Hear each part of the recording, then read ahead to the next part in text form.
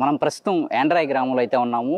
రాజధాని నిర్మాణ నిమిత్తం మలివిడత భూ సమీకరణలో భాగంగా యాండ్రాయ్ గ్రామంలో కూడా భూ సమీకరణ అయితే చేస్తున్నారు. ల్యాండ్ పూలింగ్కి రైతులు అనుకూలంగా ఉన్నారా లేరా, ఈ గ్రామస్తులు ల్యాండ్ పూలింగ్పై ఏమని చెప్పుకుంటున్నారు, వారి అభిప్రాయం ఏంటి, ల్యాండ్ పూలింగ్కి ఇచ్చేటప్పుడు వారు చేస్తున్న డిమాండ్స్ ఏంటి, తదితర అంశాలన్నీ కూడా వారి మాటలో తెలుసుకునే ప్రయత్నం చేద్దాం. రండి వెళ్దాం యాండ్రాయ్ గ్రామ ప్రజలను అడిగి తెలుసుకునే దానికి. ఆల్రెడీ అంతా పేపర్ మీద రాసుకున్నారు, రాసుకొని భూమి గవర్నమెంట్ ఇవ్వడానికి సిద్ధంగా ఉన్నారు.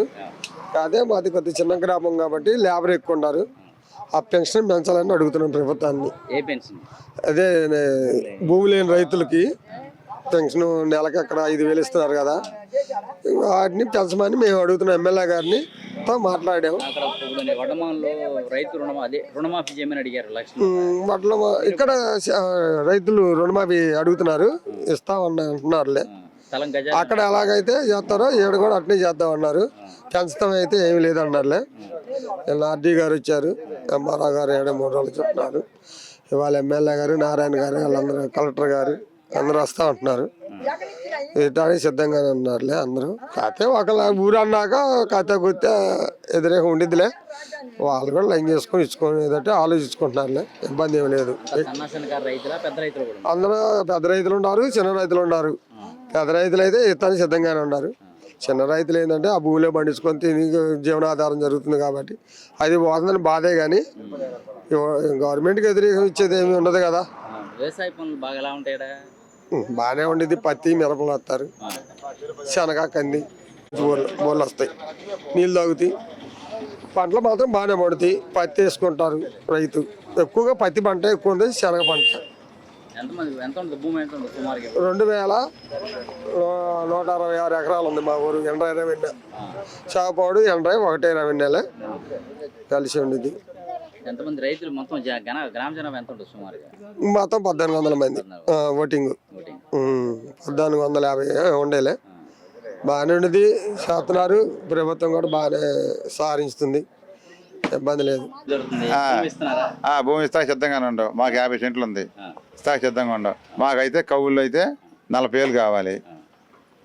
స్థలం అయితే 12,000 ఇస్తున్నారు, 1,200 ఇస్తున్నారు. ఎకరానికి 1,200 ఇస్తారంట. అవి కూడా మాకు ఎక్కువ 1,400 కావాలి. ఇంకేమన్నా డిమాండ్లు ఏమన్నా అడుగుతున్నారా మాకు ఇవి కావాలి అని? రుణమాఫీ అడిగారు, రుణమాఫీ కూడా ఎక్కువే కావాలి మాకు. సుమారుగా ఎంతవరకు అడుగుతున్నారు మీ గ్రామంలో రుణమాఫీ? మా గ్రామంలో అంటే అక్కడ ఎంత ఇచ్చారు వడ్లమాల, అప్పుడు ఫస్ట్ 1,00,000 ఇచ్చా ఉన్నారు, 1,00,000 ఇచ్చా ఉన్నారు. మాకైతే 2 లక్షల పైన కావాలి, 2.5 లక్షలు కావాలి రుణమాఫీ. గవర్నమెంట్ పాలన బాగానే ఉంది కానీ మా గ్రామంలో అయితే ఏం పనులు చేయలేదు ఇంతవరకు. 2 సంవత్సరాల నుంచి కూడా మా గ్రామంలో ఏమి ఇంతవరకు ఒక కాలువ కట్టలేదు, ఒక రోడ్డు వేయలేదు, ఏం కట్టలేదు మా దాంట్లో. అది డెవలప్ అయితేనే నమ్ముతున్నాం, మరి డెవలప్ చేస్తారని నమ్ముతున్నాం. మాకు 4 క్యాపిటల్ అటు వైకుంఠపురం కానీ ఇటు అనంతరంలో కానీ ఇస్తే మాకు బాగుంటుంది. అటు ఇస్తే అది కూడా ఆక్షేపం ఏం లేదు. ఎమ్మెల్యే గారు సహకరించి ఊళ్ళో ధర్మారావు గారు కానీ వాళ్ళు కానీ ఎక్కడైనా సరే ఇక్కడ ఇవ్వడానికి సిద్ధంగానే ఉన్నారు. ముందుగా నిన్ననే చెప్పారు, లిస్ట్ మొత్తం రాసుకున్నారు. ఏమి ఇబ్బంది ఏమి రాలేదు. అందరూ అన్ని కులాలు, అన్ని క్యాస్టులు కూడా వ్యతిరేకంగా ఏం లేరు. అందరూ సమకూలంగా మాట్లాడుకొని ధర్మారావు గారు, సర్పంచ్ గారితో కూడా ధర్మారావు గారికి ముందుకు వచ్చి అందరి పేర్లు ఇష్టపడి అందరూ ఇస్తూనే ఉన్నారు. అంతకంటే ఇంకెక్కడ చాలా ఏం లేదు. 200 ఎకరం ముందుగానే ఇస్తాను బయలుదేరి కాగితాలు తీసుకొని పోయారు. రైతులు ఉండారు, ఒక 500-600 మంది ఉండారు. కానీ సన్నకారు, చిన్నకారు రైతులు మొత్తం కూడా ఇస్తున్నారు. ఏ ఇబ్బంది లేదు దీంట్లో. 14 ఎకరాలు ఉండేవాళ్ళు కూడా మా రాజులు కూడా ఇస్తున్నారు, ఇబ్బంది లేదు. రాజులు ఇదివరకు వ్యతిరేకం అన్నారు కానీ అందరూ సమష్టితోటి అన్ని క్యాస్టులు, కుమ్మర్లు కానీ మాలపిల్లలు కానీ ఏ క్యాస్ట్ కూడా ఆయనకి వ్యతిరేకంగా మాట్లాడరు, అందరూ శుభ్రంగా ఇస్తున్నారు. అది ఎండ్రాయి పరిస్థితి. పరిపాలనకే నెంబర్గానే ఉందిగా. అన్ని మళ్ళీకి కూడా కూలి చేసుకున్న వాడికి కూడా ఇది ఇస్తున్నారుగా, ఏమి లేకపోయినా పెన్షన్ ఇస్తా ఉన్నారు. ఎమ్మెల్యే గారు కూడా ఆ మాటని నిర్ణయించుకుంటానే ఏం ఇబ్బంది రాదు, నేను ఉండాలని వాగ్దానం చేశాడు. అది ఎండ్రాయి పరిస్థితి. కొమ్మలపడి అయినా భాషను ప్రమేణ గారు. అది పరిస్థితి. ఎట్లా మరి ఏమైనా డిమాండ్లు ఏమైనా చేస్తున్నారు ఊళ్ళో? డిమాండ్ భూమి ఇస్తే మాకు ఈ కావాలి అని అడుగుతున్నారు. ఏం అడగట్లే, అయ్యేం లేదు. నేను సిపిఎం పార్టీ లీడర్ని, ఎర్రజెండా లీడర్ని, కూల్ సంఘం నాయకుడు, అమరావతి మండల రైస్ కూల్ సంఘ నాయకుడు. కూలీలకు అన్యాయం జరిగింది ఇప్పుడు మరి. ఇక్కడ ఏం వాళ్ళకి కూడా ఇన్కమ్ ఇస్తున్నారుగా, 5,000 మనకు ఇస్తున్నారు పింఛను లేని వాళ్ళకి, వాళ్ళకి కూడా కలిపి 5,000 ఇస్తున్నారు. రేపు 10,000 అవుతుంది కదా, మనకి అట్లా కుదురుద్ది. అదే మేము కూడా నేను అక్కడ కూడా విశాఖపట్నం కూడా వెళ్ళాం, సిఐటి సమావేశానికి వెళ్ళాం. వెంకటేశ్వర గారు కూడా వచ్చాడు, రాష్ట్ర కార్యదర్శి. అమరావతిలో కూడా బాగానే మేము కూడా పోయాం, దాన్ని ఏ ఇబ్బంది ఏం లేదు. సమీకరణకి ఎందుకని అంత ఇంట్రెస్ట్ గా ఇస్తున్నారు భూమిని? చంద్రబాబు గారు బాగు చేస్తాడని. అది ఏమైనా డిమాండ్లు ఏమైనా పెడుతున్నారా? మాకు ఇవి కావాలి, ఏవి కావాలి? అడగటానికి కూడా సిద్ధంగా ఉన్నాం. ఏం అడుగుతున్నారు? అదే మాకు భూమి ప్లాట్లు ఎక్కడ ఇస్తారు, రెండోది ఎంత ఇస్తారు, కౌలు ఎంత ఇస్తారు, అక్కడ మీద పెంచేయమని. అప్పుడు మీద ఇప్పుడు ఈ రోజులు గడిచిపోయినాయి కదా, 10 సంవత్సరాలు. అది ఆ విషయం అడగాలని ఆలోచనలో ఉన్నాం. మరి భూములు పేదలకు ఇచ్చే పెన్షన్ కూడా ఏదో ఉంది కదా, కూడా పెంచమని అడుగుతున్నారు. దాన్ని కూడా పెంచమని సరికి 1,600 ఏమో ఓటింగ్ ఉంది. ఎటు ఏ పార్టీ వైపు ఎక్కువ ఉంటుంది? ఇటువైపు దాదాపుగా టీడీపీకి. ఈ భూసేమీకరణకి అయితే ల్యాండ్ పూలింగ్ కి ఎక్కువ మంది ఇష్టంగా ఉన్నారు మీ ఊళ్ళో. ఉన్నారు, కొంతమంది కాదంటున్నారు. మరి వాళ్ళ ఆలోచన ఏంటో మనకు తెలియదు. ఇస్తున్నారు, 90% ఇస్తున్నారు, 99% ఇస్తున్నారు. ఎందుకని అంత ఉత్సాహంగా, ఎందుకని అంత ఇంట్రెస్ట్ గా, ఎందుకని ఏంటిది అంత ఇంట్రెస్ట్ ఎందుకు చూపిస్తున్నారు భూములు ఇటాకి? వచ్చే కౌలు కంటే అదే బెటర్గా ఉన్నది. ఇప్పుడు కమర్షియల్ ప్లాట్ ఇంకా మంచి రైతు లాభం కనుక 99% పూలింగ్కే ఇస్తున్నారండి. 1 or 2% కొంచెం అడ్డం తిరుగుతున్నారు.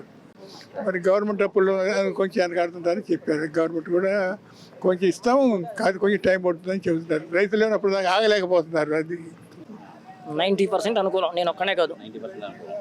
ఎందుకని అంత ఉత్సాహంగా భూములు ముందుకు వచ్చిస్తున్నారు? ఇది కారణం ఏంటి? ఏముంది, డెవలప్మెంటు. దానివల్ల రాజధాని లేకముందు మాది 1,00,000 లోపు. ఇప్పుడు రాజధానిని అక్కడ ప్రకటించాలని ఇప్పుడు 1,50,00,000 ఇవాళ కూడా తీసుకుంటున్నారు.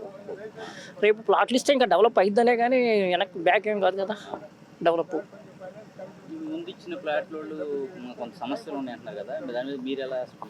సమస్యలు ఏమీ లేవు, నేను కూడా అక్కడ తిరుగుతాను. కాకపోతే మధ్యలో 5 years గ్యాప్ వచ్చింది. అప్పుడు దేర్ ఈజ్ నో డెవలప్మెంట్.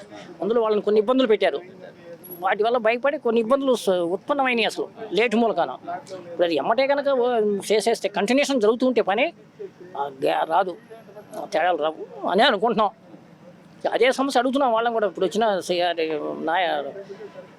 మంత్రి గారిని కూడాను ఇలాంటి గ్రాప్స్ రాకుండా తేడాలు రావు, ఏదైనా తేడాలు ఉంటే వాటిని ఎత్తి పడుతున్నాం లాయర్ గారు. ఏం లేదు, కొంచెం కవులు పెంచమని అడుగుతున్నాం. ఏదో 30 ఏళ్ళు అప్పుడు ఇచ్చారు కదా, ఇప్పుడు 1-2 ఎకరాలు ఉన్న వాళ్ళు ఇప్పుడు ఏంటంటే 2 ఎకరాలు పండించుకుంటూ పక్క కమర్షియల్లో ఇంకో పని చేసుకుంటారు. ఇప్పుడు అలాంటి ఏం చేసుకోవడానికి వీలు లేదు కాబట్టి కొంచెం కవులు పెంచండి, ఏదైనా అవకాశాన్ని బట్టి. అది కూడా డిమాండ్ చేయమని చంద్రబాబు గారిని. మరి రుణమాఫీలు ఇవి కూడా అడుగుతున్నారు అంటున్నారు కదా కొంతమంది. అడుగుతారు, ఏదో రుణమాఫీలు ఉన్నాయని. ఈ వడ్డమాన్లో సమావేశం జరిగింది, వడ్డమాన్లో రుణమాఫీ ప్రకటించారు నారాయణ గారు. అట్లాంటిది ఏదైనా మీరు కూడా అడిగే అవకాశం ఉంది అక్కడ? రుణమాఫీ అనేది మరి ఏదో చెబుతుంటే, నీకు టెలికార్డును చొక్కా ఇస్తే నాకు క్యాప్ కావాలంటావు, క్యాప్ ఇస్తే కళ్ళజోడు కావాలంటావు, ఇవన్నీ మామూలుగా వచ్చాయి. వాళ్ళ అవకాశం కూడా ఉండాలిగమ్మా, అవకాశాన్ని బట్టి ఇస్తారు. అంటే నువ్వు అన్నట్టు నారాయణ గారు వడ్డమానుకు ప్రకటించి మాకు ప్రకటించడం అనేది మొత్తం ఒకటే తీసుకుంటారు, ఒకే నిర్ణయం. అంతేగాని ఊరికో నిర్ణయం తీసుకోరు కదా. ఇప్పుడు తీసుకున్న 4-5 రోజులు ఒకే నిర్ణయం తీసుకుంటారు ఏదన్నా కానీ. అక్కడ ప్రకటించితే ఇటుకు ప్రకటించుతారు. ఒక చోట ప్రకటించడం అనేది మొత్తం ప్రకటించుతారు కానీ ఒక చోట ప్రకటించారు కదా. ఎట్లా ఎంత జనాభా ఎట్లా ఎంత ఉంటుంది ఊరి జనాభా? దేని మీద ఆధారపడి చేస్తారు? వ్యవసాయమే ఎక్కువ, అంటే గేదెలు ఉంటాయి. సరే, మేము మా పుట్టిన ఎక్కడ మా పిల్లలు చదువుకొని ఉద్యోగాలు చేసుకుంటున్నారు హైదరాబాదు, బెంగళూరు. వ్యవసాయమే మా ఊరు వరకు. ఏం పరిశ్రమ? వ్యవసాయ కూలీల పరిస్థితి ఏంటి? భూములు ఇచ్చితే సరే ఏముంటుందండి, వాళ్ళకు కూడా రాజ్యాంగంలో ఇచ్చినట్టు ఇస్తామన్నారు, ఇవ్వవలసిందే. అప్పటికిప్పుడు రేట్లు పెరిగినాయి కాబట్టి ఇంకొక 1000-20 పెంచి ఇచ్చినా ఇబ్బంది లేదు. ఎవరు ఊర్లో ఎంతమంది అనుకూలంగా ఉంటారు? దాదాపు 90% బిగిన్ అయినాక అందరూ వచ్చేస్తారు. ఏం చేసుకుంటారు తెలియదు. ఏముంది, ఇప్పుడు అక్కడ ఉంది ఇవ్వలేదు కొంతమంది. తర్వాత తీసుకోమంటే తీసుకోలేని పరిస్థితి. వీళ్ళు కూడా కొంచెం అబ్జెక్షన్ పెట్టేసరికి వాళ్ళు నష్టపోయారు. ఇది రాజధానిలో తీసుకున్న వాళ్ళు తీసుకున్న వాళ్ళు నష్టపోయారు. Thank you